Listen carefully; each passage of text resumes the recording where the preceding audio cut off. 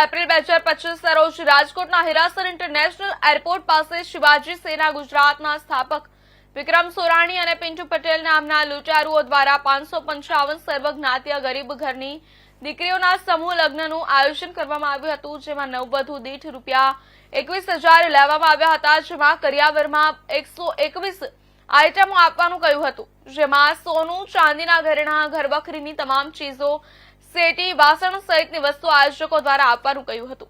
પણ આયોજકોને તો બસ સમૂહ લગ્નના નામે પોતાના ખિસ્સા ભરવામાં રસ હતો અને જેથી આયોજક વિક્રમ સોરાણી અને પિન્ટુ પટેલ સહિતના શિવાજી સેનાના આયોજકો દ્વારા નવવધુઓ અને દાતાઓ પાસેથી લાખો રૂપિયાની છેતરપિંડી કરવામાં આવી હતી.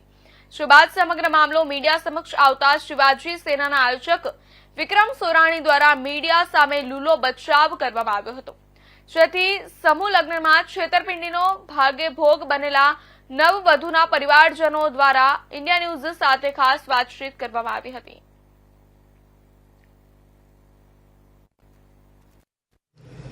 હાલ જે વિક્રમ સોરાણી નામના એક કૌભાંડકારી દ્વારા જે દીકરીઓના પૈસા લઈને સમૂહ લગ્નના નામે છેતરપિંડી કરવામાં આવી, ત્યારે આપ મારી પાછળના દ્રશ્ય જોઈ રહ્યા છો. અત્યારે જે એનો પરિવાર છે, દીકરીઓનો પરિવાર છે, તે પછી જે આ મામલો જેને ઉજાગર કર્યો છે, તે બધા અત્યારે આગેવાનો છે તે આપણી ઇન્ડિયા સાથે જોડાયા છે. આપણે એમની સાથે વાત કરીશું. સૌ પ્રથમ જેમની બહેનના લગ્ન હતા અને જેમની સાથે છેતરપિંડી થઈ, તે યુવક છે આપણી સાથે, એમના ભાઈ આપણી સાથે છે, એમની સાથે વાત કરીશું.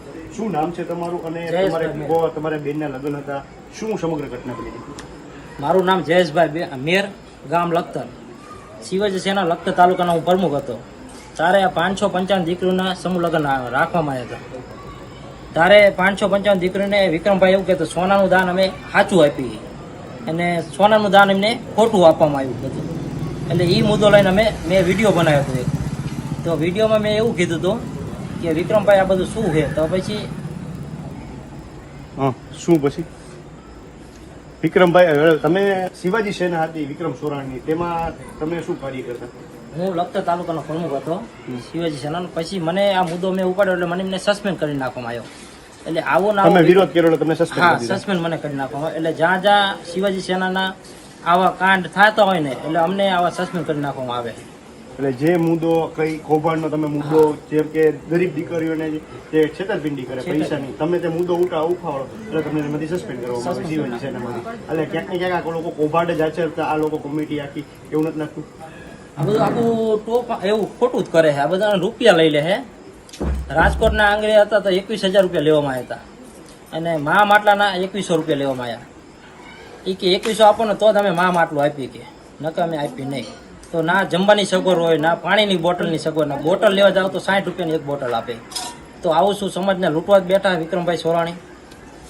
ધન્યવાદ. એક છે યુવક છે જેમના દીકરાના લગ્ન હતા, તેમના અત્યારે મા આપણી સાથે છે, એમની સાથે વાત કરીશું.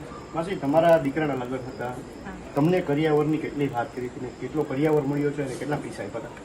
અમને 121 આઈટમનું કીધું હતું, પણ એમાંથી 50 આઈટમ પણ નથી આવી અને સોનાની ચાંદીની વસ્તુ તો સાવ ખોટી છે. એમાં આવી રીતના એને કેવું હતું તો અમને લગ્ન જ એને રાખવા નતા ને કોઈ પણ. અમે ગરીબ માણસો છે, અમે 21,000 જ ભરીને મારા દીકરાના લગ્ન કરવા ગઈ હતી અને પૂરી વસ્તુ મળીને એમને જમરવાની પણ સગવડ નથી, કોઈ જાતનું જમરવારે સારું નહોતું અને માંડવાનો ઉપરનો છતર હોય ને એ પણ ઢાંકેલો નહોતો.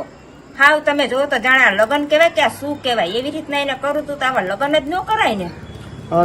ક્યાંક જે મહારાજ હોય છે, જે લગ્નના ફેરા ફરાવતા હોય છે, બ્રાહ્મણ હોય છે, તે પણ ક્યાંક ને ક્યાંક એવું પણ વાત આવી છે કે તે તમારે જે કન્યા પક્ષ હોય કે વર પક્ષ હોય તેને લઈને આવવાનો હતો, એવી પણ કંઈક વાત હતી.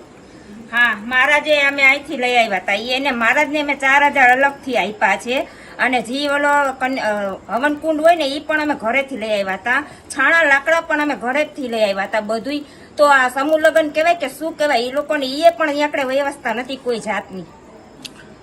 જી ધન્યવાદ. અન્ય જે સમગ્ર ઘટનાનો મામલો અત્યારે ઉજાગર કર્યો છે તે બેન આપણી સાથે છે. તમે શું કહેશો? તમારી પાસે સમગ્ર મામલો આવ્યો તો શું સમગ્ર મામલો, તમને કેવી ફરિયાદો આવી? 4-5 દિવસથી મને આની ફરિયાદ આવતી હતી. 4-5 દિવસ તો મેં બધું જોયું કે શું થાય છે એમ.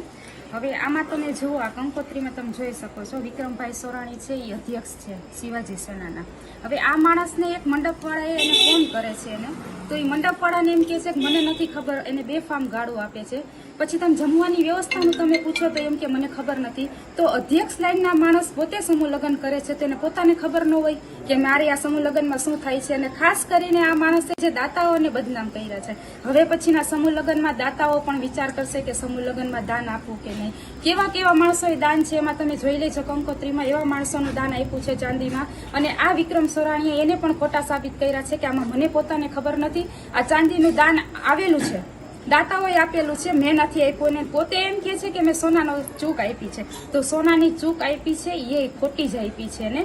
અને પહેલા તો હું તમને એ કહેવા માંગુ છું કે અત્યાર સુધીના સમૂહ લગ્ન જે થતા હતા એમાં કોઈને ખબર નથી. શરૂઆત જ સોનાના ચૂક દેવાની આ ભાઈ વિક્રમભાઈ સોરાણીએ શરૂઆત કરી છે. અને અત્યાર સુધીમાં જેટલા સમૂહ લગ્ન કર્યા છે એ આ કંકોત્રીમાં કયા કયા ગામે કઈ કઈ જગ્યાએ સોનાની વસ્તુ આપી છે એ બધી તમે ચેક કરાવશો ને તો એ બધું ખોટું જ નીકળશે. એક તમે જે વાત કરી કે અગાઉ પણ લગ્ન કર્યા હતા, હા. તો ત્યાં પણ આવી જ ખોટી જ વસ્તુઓ બધી પધરાવી હતી અને ત્યાં પણ આવી રીતે પૈસા લૂંટવાનું કાવતરું કર્યું હા હતું. હા, ત્યારે જો એક પણ જ્યારે સમૂહ લગ્ન કરે છે ને ત્યારે 1 થી 1.5 કરોડ રૂપિયાનો એનો ટાર્ગેટ હોય છે.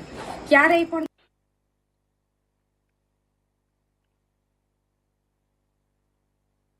પાકિસ્તાને આતંકીઓ દ્વારા કરેલા કાયરતાપૂર્ણ પહલગામ